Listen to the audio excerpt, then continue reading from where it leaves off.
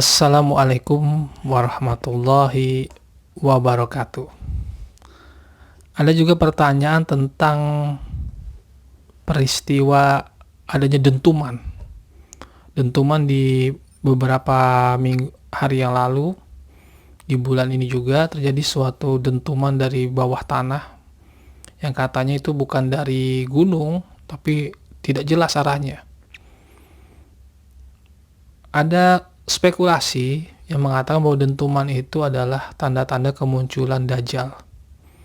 Jadi Dajjal itu yang ada di bawah tanah, Ya'juj Ma'juj, makhluk-makhluk yang di bawah tanah ini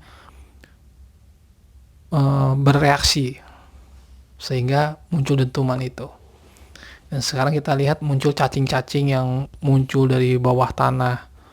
Itu adalah sebagai tanda bahwa ada suatu kekuatan lah di bawah sana itu yang bergerak atau suatu interaksi yang irasional sifatnya, tidak bisa dijelaskan secara ilmiah.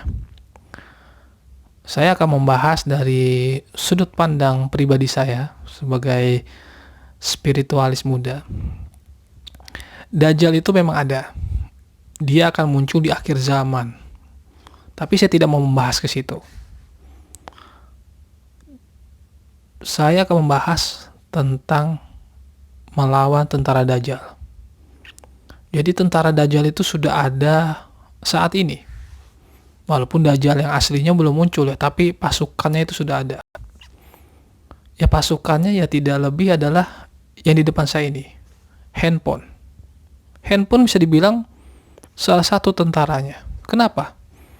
Karena membuat kita lalai.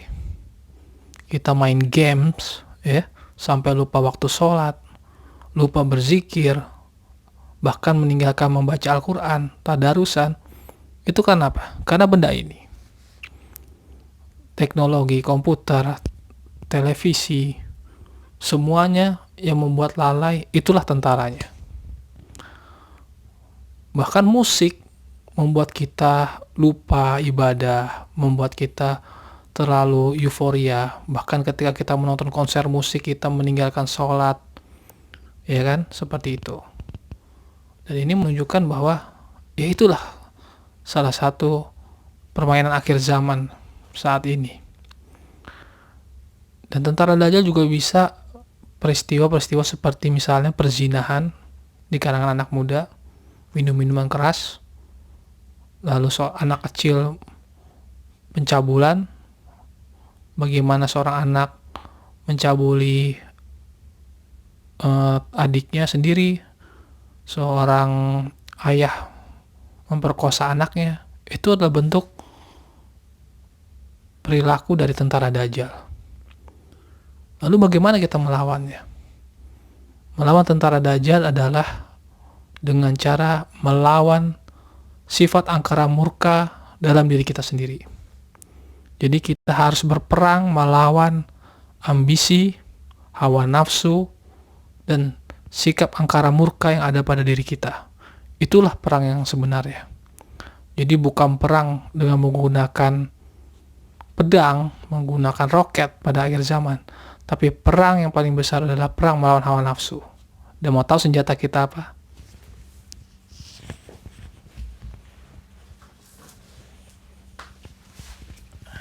Nah, ini senjata kita. Ini adalah senjata yang akan dipakai di akhir zaman. Apa itu? Tasbih. Zikir adalah senjata yang mujarab, yang ampuh untuk melawan pasukan Dajjal. Berzikir dan bersolawat, itu senjata kita. Karena apabila kita berzikir dan bersolawat, maka hati kita itu akan memancarkan nurnya Allah Subhanahu wa Ta'ala, akan memancarkan nurnya Nabi Muhammad SAW. Dan Dajjal saat itu tidak akan bisa melihat kita. Dia akan silau. Dia tidak akan bisa menemukan kita. Kenapa? Karena diri kita sudah diliputi oleh nur Allah Subhanahu wa Ta'ala. Yang bisa mendapatkan fitnahnya adalah orang-orang yang hatinya gelap, orang-orang yang hatinya kotor, orang-orang yang yang menuruti hawa nafsunya. Maka senjata akhir zaman adalah ini, tasbih. Perbanyaklah bertasbih kepada Allah Subhanahu wa Ta'ala. Perbanyaklah bersolawat kepada Nabi Muhammad SAW. Inilah senjata akhir zaman. Sekian dari saya. Wassalamualaikum warahmatullahi wabarakatuh.